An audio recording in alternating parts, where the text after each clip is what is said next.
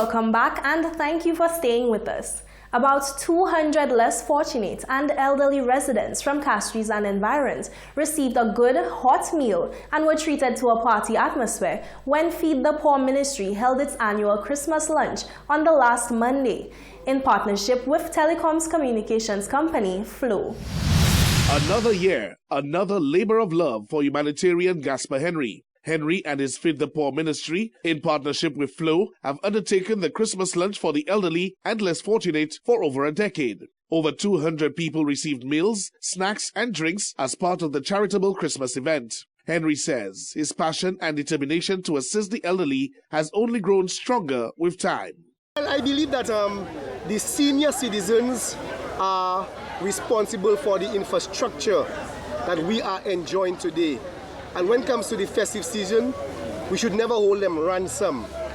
So we believe that our seniors should not be forgotten when it comes to the festive season. Flow has been a long-time partner of Feed the Poor Ministry. The consumer manager with Flow, Placid Noelian, says that the plight of the elderly is dear to the company's heart. What Mr. Henry has been doing is 365 days a week. Feed the Poor Ministry is doing a phenomenal job in looking after the less fortunate and the needy in our society, making sure that they get a warm meal, right, and something to keep them satiated. So it's absolutely of no fault. It's an easy thing, and it's our small way of giving back, just partnering with Mr. Gaspar and Feed the Poor Ministries to make sure that he's able to continue to do the wonderful work that he's doing. Like he indicated a short while ago, the elderly, the more vulnerable among us need us to come out for them in a big way, especially this time of year, making sure that they can feel that love and appreciation. Henry was full of appreciation for the continued support of Flow over the years. He says that the telecoms company has been a pillar behind this charitable venture to make Christmas a little brighter for the elderly and less fortunate. Reporting for Hot 7 News, I am Marlon Clovis. Is it just a myth that eggnog is a staple of St. Lucia Christmas? It's a debate that began in our newsroom when one colleague asked whether people really do enjoy eggnog. It was debated that sorrel is the true staple drink of Christmas. Of course, we had to take the debate to you. Here's what you had to say. In as much as sorrel is the drink we did back in the day, eggnog, when you wake up on Christmas morning, we did it local. We'd get the milk, get the eggs. Sometimes some people put Guinness in there and nutmeg. So it is the drink for Christmas. If you can afford both, I wish you would, but that is the drink. That's the key, eggnog.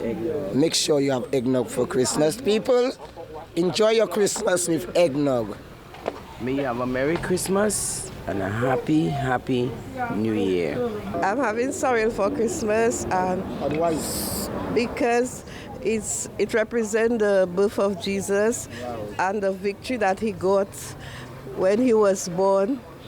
And it also represents a joyful time that we can drink at a special time. So that's why I love sorrel. Well, my preference have to be sorrel because sorrel is the time of Christmas. It's a traditional drink in terms of Christmas. Eggnog coming in that? Is there any place for eggnog? I don't think so. Nobody. We're going for sorrel, the traditional drink. Yes, okay? Mark my word and take it for granted. Sorrel good, nice drink. Sorrel for me. For me, I love sorrel very, very much. But I'm still going to have my little drink too because there's nothing wrong having a glass of wine for the Christmas. Because this Christmas, I'm going to enjoy it because I don't know if I'll see it next year. So, St. Lucian, big up yourself. Well, this year I'm drinking sorrel because sorrel is a traditional thing. Now, eggnog is also traditional, but for me, when I grew up, it's sorrel I know. Ginger, soaking for the ginger beverage, red sorrel, bottles waiting there. That's why I grew up. So sorrel for me this year. Water, because it's what sustains me. Water is what I'm drinking, seriously. All the best. Merry Christmas. Sorrel. Why is that? Because it's more local and I like locally made stuff. It's healthier. So I rather my sorrel. I go for eggnog, my dear.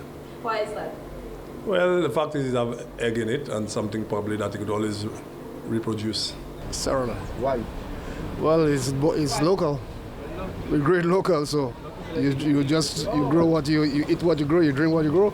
Because I like eggnog, and plus the eggnog ice cream is kind of great. Sorrel. Why you prefer sorrel? Yeah. Why you prefer sorrel? It's nice because my mother used to do it when I was small, and I know about it. Sorrel for me, yeah. Sorrel for Christmas? Yes, darling. Why you prefer sorrel? Yeah, because it's a natural drink, you know, and I know how to do it. It's better than how to do eggnog. Okay. Yeah. Well, I will always take for sorrel because sorrel is such a exotic kind of juice. So most definitely it'll be sorrel for me. Sorrel? Indeed. I am definitely team sorrel. Now, onto the hustle and bustle of the city streets. Did members of the public go all out, or were they forced to scale back this Christmas season? Here's what you had to say. Well, for this Christmas, I hope in Santa Claus come down to St. Lucia because things really bad there right now. And honestly, you keep on trying, and yet still it's a jealousy thing that rising, and it's affecting everybody. Understand? Because trying to save $1, you end up spending more than you can actually save. So cutting back, I have no choice but to cut back. You have to be responsible. So if you have your business to take care of, and then Christmas might overpower it, it's you to budget and do it the right way. You understand? Less chicken, less pork, less beef, and pay the loan. Well, we're going all out for the Christmas. Christmas is about the Christ. Christmas is about giving, loving, not to drinking too much and eating too much. Christmas is about holiness. Now, if you don't have that, you can feel the Christmas spirit. Well, there's another Holy Spirit, you will feel like Christmas will just die.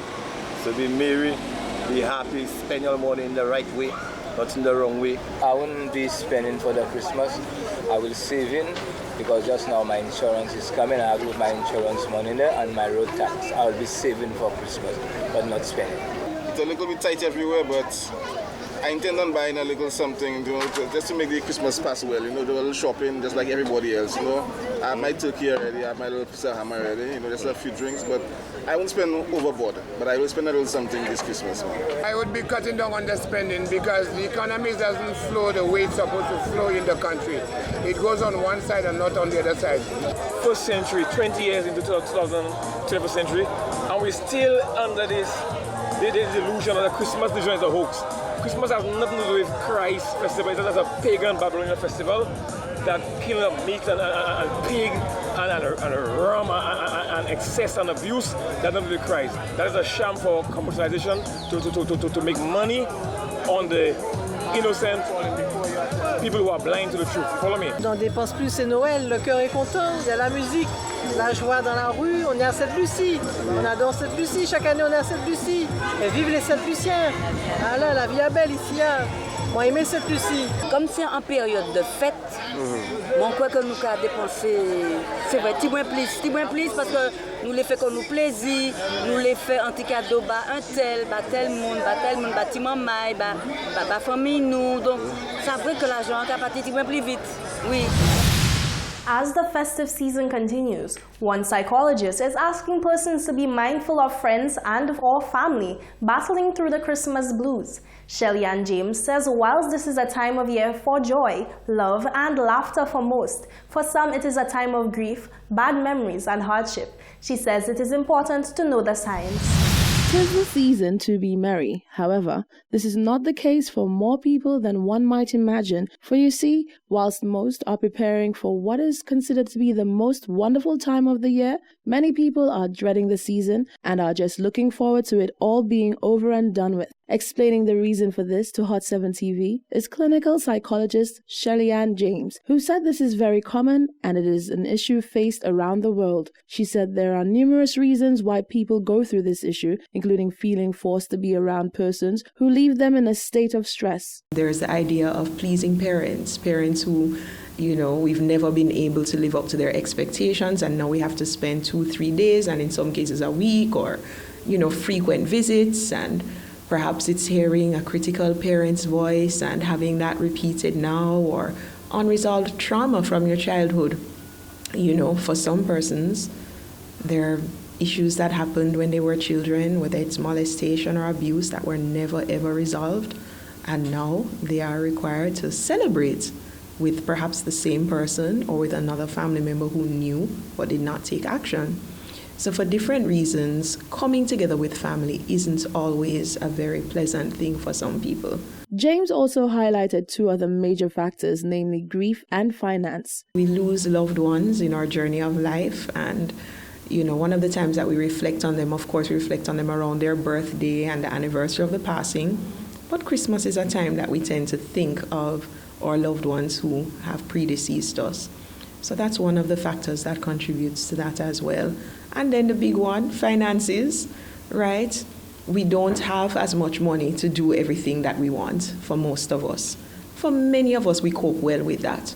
But for some persons, that's a very heavy burden, and coping is a challenge for them. The psychologist indicated that helping such individuals is simple enough. However, at the same time, this must be done carefully and delicately. Typical signs of depression, maybe the person is eating less or eating more, sleeping a lot more than they usually do, or maybe they can't get to sleep at night, right?